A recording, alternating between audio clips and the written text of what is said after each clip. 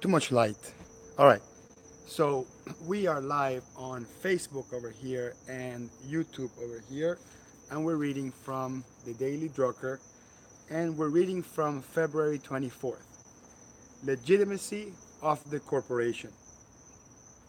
No social power can endure unless it is legitimate power, and no society can function unless it integrates the individual member. Unless the members of an industrial system are given the social status and function they lack today, our society will disintegrate. The masses will not revolt. They will sink into lethargy or lethargy. They will flee from the responsibility of freedom, which without social meeting is nothing but a threat and a burden. We have only two alternatives: either build a functional industrial society or see freedom itself disappear into anarchy and tyranny. So, this is called the legitimacy of a corporation because oftentimes organizations and corporations are under attack by society. Now, let's use a very current example. Let's take a look at the NRA, the National Rifle Association. Right now, a big chunk of the country is completely against this organization as if it was some evil power doing lurking evil in society. Now, I personally don't like guns. I hate guns. So I care less about the NRA. I care less whether the NRA exists or doesn't exist. I really don't care. However, we live in a free society where currently the laws make guns legal. So while guns are legal, there's going to be gun users. Therefore, there's going to be an association for those users. And those associations are within the legal framework of being able to defend and lobby for their constituents. I'm a CPA. There's a such thing as the American Institute of Certified Public Accountants. I belong to the AICPA. Why? Because I'm a user or a professional in the realm.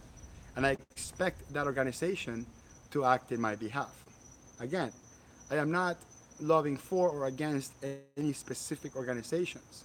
I am saying that in a free society, we often forget that it's extremely important that there is balance of power everywhere, right? I know a lot of individual people that would vilify a corporation, for example, and would say that corporation is evil, they have too much power, or they'll vilify like the NRA, oh, they're too big, they have too much power, or they vilify the government, it's too big, they have too much power.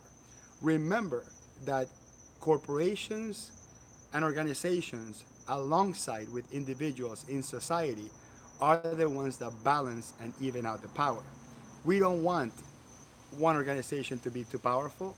We also don't want the government to be too powerful. We don't want any individuals to be too powerful.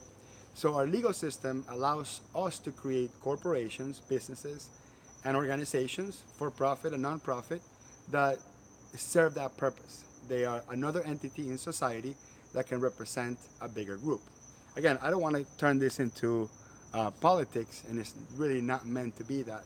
This is meant to just kind of distill what we're learning from the Daily Drucker, which is mostly around society having to give legitimacy to organizations in order for them to function. So as long as we have laws and the organizations follow the laws, whether you agree or disagree with them, they're not to be vilified or condemned. I mean, that's the purpose of a corporation and an organization.